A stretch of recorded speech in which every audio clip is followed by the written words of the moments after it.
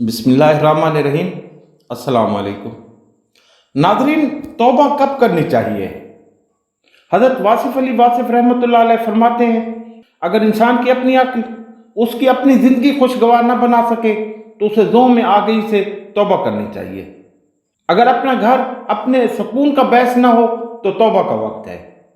اگر انسان کو اپنا حال اور حالات درست کرنے کا شعور نہ ہو تو دانشور کہلانے سے توبہ کرنی چاہیے۔ اگر مستقبل کا خیال ماضی کی یاد سے پریشان ہو تو توبہ کر لینا ہی مناسب ہے۔ اگر انسان کو تلاش کے باوجود ہمیشہ غلط راہبر یا رہنما ملے تو اسے اپنی اطاعت شعاری کے دعوت سے توبہ کرنی چاہیے۔ اگر انسان اپنے آپ کو غم، پریشانی، غریبی، غریب الوطنی یا موت سے نہ بچا سکے تو اسے اپنے خود مختار ہونے کے بیان سے توبہ کرنی چاہیے۔ اگر انسان ایک ہی پتھر سے 2 دفعہ ٹھوکر کھائے تو اسے اپنی صحیح روی کی ضد سے توبہ کرنی چاہیے۔ اگر انسان اپنی جوانی اور روپ سے پریشان ہو تو اسے اپنے بناؤ سنگار سے توبہ کرنی چاہیے۔ اگر انسان میں اپنی کامیابی کا سرور ختم ہو جائے اور انسان کو یاد آ جائے کہ کامیاب ہونے کے لیے اس نے کتنے جھوٹ بولے تو اسے ضرور توبہ کر لینی چاہیے۔ اگر انسان کو اپنے خطا کار یا گناہ گار ہونے کا احساس ہو جائے تو اسے جان لینا چاہیے کہ توبہ کا وقت آ گیا ہے۔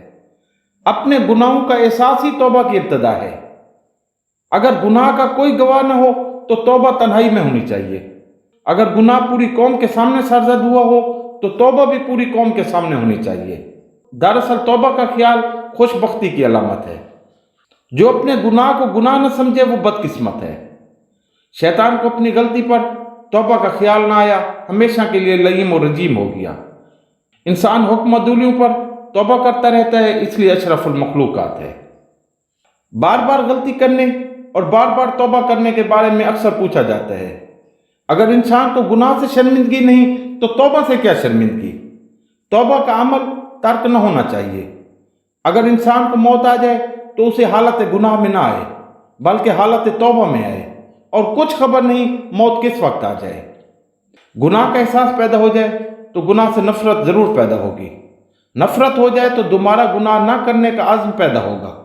دوبارہ گناہ نہ کرنے کا ارادہ ہی توبہ ہے۔ اللہ کو گواہ بنا کر اپنی غلطی پر معذرت اور آئندہ ایسی غلطی نہ کرنے کا وعدہ توبہ کہلاتا ہے۔ توبہ کرنے والے کی زندگی تبدیل ہو جاتی ہے۔ اللہ سے توفیق مانگنی چاہیے کہ توبہ سلامت رہے۔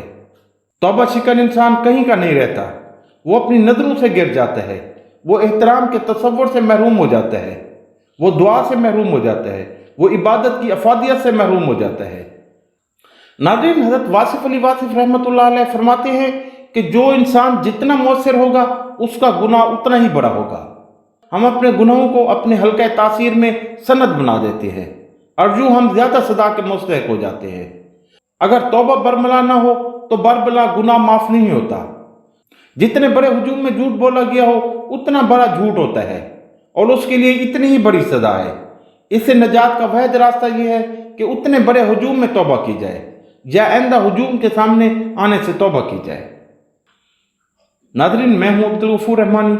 آپ اگر حضرت واصف علی واصف رحمۃ اللہ علیہ کے مزید اقوال، ارشادات اور فرمودات سننا چاہتے ہیں تو میرے یوٹیوب چینل ہسٹری ود رحمانی کو ضرور سبسکرائب کریں، فیس بک پیج کو لائک کریں اور اگر مناسب سمجھیں تو اپنے پیاروں سے بھی ضرور شیئر کریں تاکہ وہ بھی مستفید ہو سکیں۔ شکریہ۔